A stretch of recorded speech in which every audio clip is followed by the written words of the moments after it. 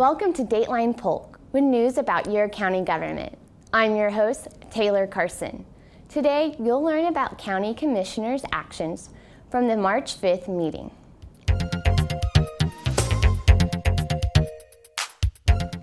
The board approved to extend its current mediation period with Republic Services to Tuesday, March 19th.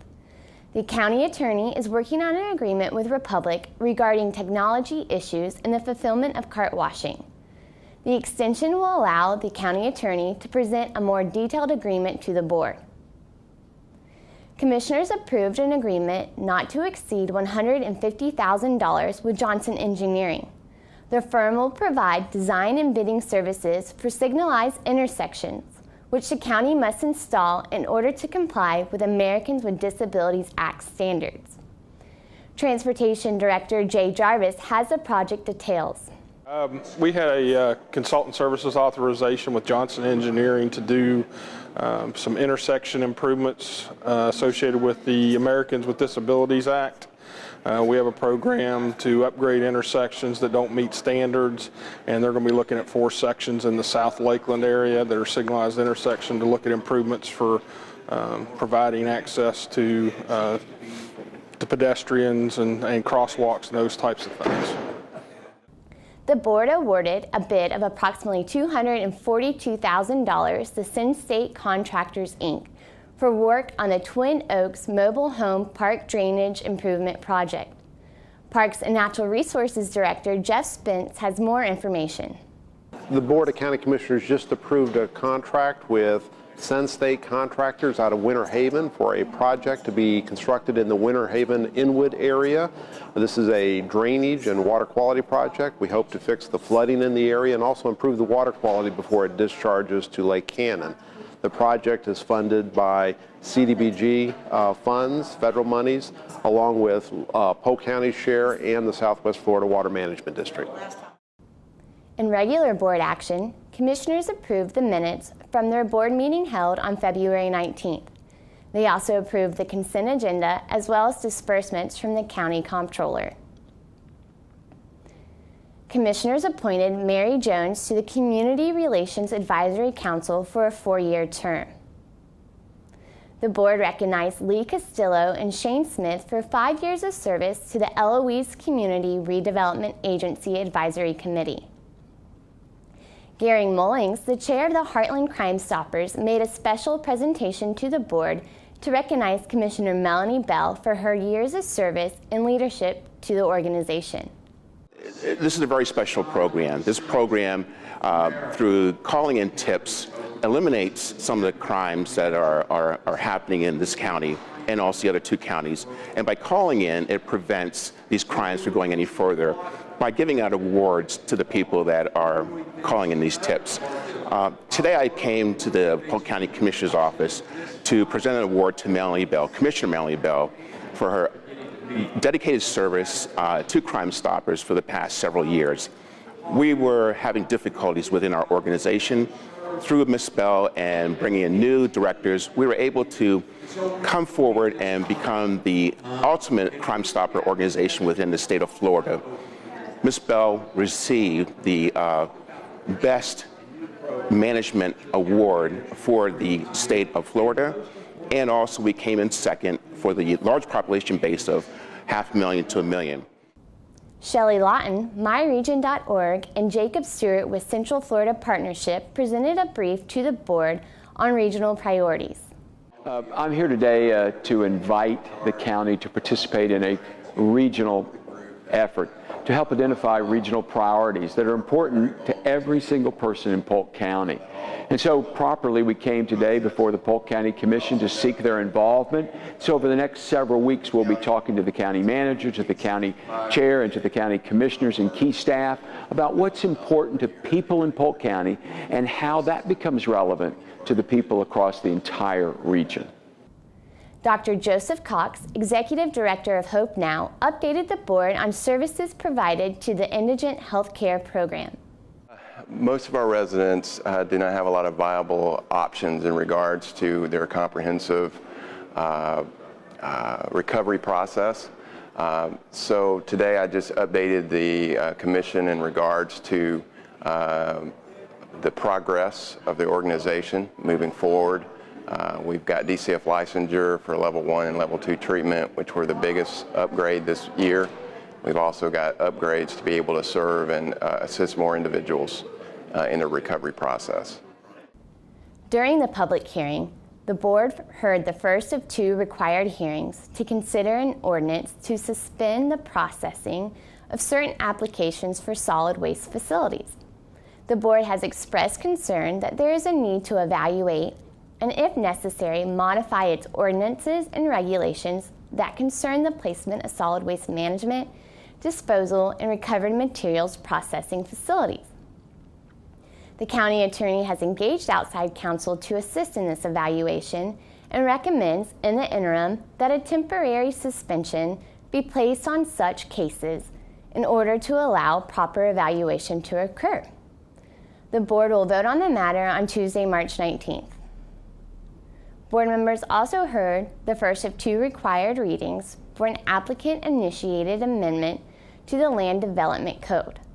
The proposed amendment affects the code related to transit commercial uses in Regional Activity Center X land use districts. Lastly, Public Hearing 22 was an appeal to a decision by county staff regarding the number of gasoline pumps allowed at a proposed gas station located at U.S. Highway 98 and Autumnwood Grove Boulevard in Lakeland. This item was withdrawn by the applicant and no action was taken. R.J. Walters, Communication Specialist for the Transportation Planning Organization, joins us now with an update on transportation projects in Polk County. Thanks, Taylor. As the temperatures start to heat back up here in Polk County, so goes the construction projects. While I can't get to every sidewalk crack that is getting fixed in Polk County, it's good practice to hit your brakes if you see someone with a flag standing in the middle of the road, and to keep your eyes focused on all signage and alerts. I will, however, give you a rundown of current expected delays and lane closures around Polk County to help guide your commute. As the government offices in Bartow clear out for the weekend, construction crews will file in for a weekend of heavy work on the SR 60 US 98 intersection, the latest phase of a project that is increasing the capacity of US 98. From 9:30 p.m. Friday, March 8th to 5:30 a.m. Monday, March 11th, motorists traveling on Wilson Avenue will be directed toward detours to cross State Road 60. Motorists will be able to take Blount Street to Broadway Avenue to gain access to SR 60 while the concrete pour persists. The weekend of March 15th through 18th, the installation of concrete paving will take place on the south side of SR 60 US 98 intersection. Motorists will be detoured to Blount Street to Wilson Avenue to access SR 60 in both directions. On weekdays, work will continue behind barrier walls along eastbound State Road 60 from west of US 98 to Walmart Drive, and in the center of US 98 from south of Manor Drive to SR 60. The eastbound entrance to the Fort Fraser Trail remains closed. To learn more about the US 98 project or to sign up for updates, visit idriveus98.com. In downtown Lakeland, a major beautification effort is underway on East Main Street from US 98 to west of Lake Bonnie Drive. The existing 4-lane roadway is being converted to a 2-lane roadway with a concrete median and turn lanes. New curbing and signalization should help calm traffic in the area. Motorists should expect the 2 inside turn lanes on East Main Street to be permanently closed for construction.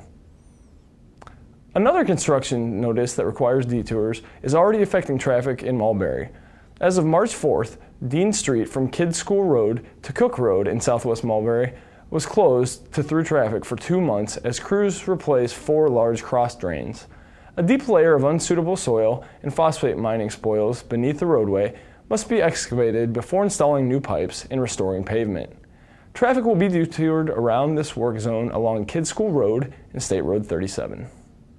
State Road 33 from the Jenkins Nissan dealership to the Decent Point Boulevard Cumbie Road intersection is also in blinking lights mode right now. As the roadway is being widened, Old Cumbie Road North is closed to southbound traffic between North Socrum Loop Road and SR 33. A detour will be posted for southbound traffic on North Socrum Loop Road to continue southbound on North Socrum Loop Road to SR 33. Northbound traffic on Old Cumbie Road North will will continue to be able to use one lane of Old Cumbie Road North. This work is expected to take between 2 and 3 weeks. Before I get into daytime and nighttime lane closures motorists should be advised of, let's take a second to show some love for our bikers and walkers, and heck, let's throw in the rollerbladers just because. The westbound sidewalk on 1st Street in Lakeland is currently closed as crews install a new bus stop. And not to be left out, 1st Street in Winter Haven, running along State Road 540, is also currently closed to pedestrians for a gas line repair. Now let's run through a list of spots around Polk where you might see daytime lane closures and slowdowns through at least the end of this week. US 92 east of Lynchburg Road, US 17 between Crossover Road and SR 60 as crews continue to construct the new Bartow Northern Connector Road.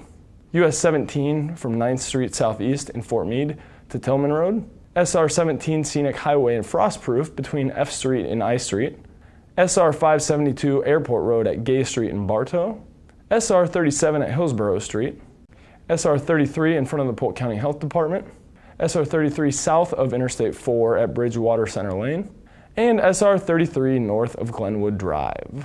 And for the night riders of Polk County, here's a look at construction projects that may cause delays when driving under the lights. US 98 at Breezewood Drive, US 92 at Memorial and Old Dixie Highway, US 92 in Auburndale east of the Polk Parkway, US 27 at Home Run Boulevard, US 17 at Avenue I Northwest, a 4.7 mile stretch on SR 60 from east of Peace Creek to US 27, SR 37 0.4 miles north of 540, SR 33 south of East Robson Street, and SR 33 Lakeland Hills Boulevard. When you're not en route to a destination, you're likely to be gathering in cyberspace or checking your mobile device. To get updates on emergency road closures, such as the one mentioned on Dean Street in Mulberry, like the Polk TPO on Facebook. It's also the perfect place to comment on proposed projects, share pictures of the good and bad of transportation in Polk, and ask questions of your local planners. We're glad you're tuning in to PGTV and would love to continue the conversation with you on social media. That's all for this time. With the information and updates on the planning that moves Polk, I'm RJ Walters. To keep current with programs in progress in the county, visit us online at polk-county.net or follow us on Facebook and Twitter. We also encourage you to join us at the next scheduled board meeting at 9 a.m. on Tuesday, March 19th. Thank you for watching this edition of Dateline Polk.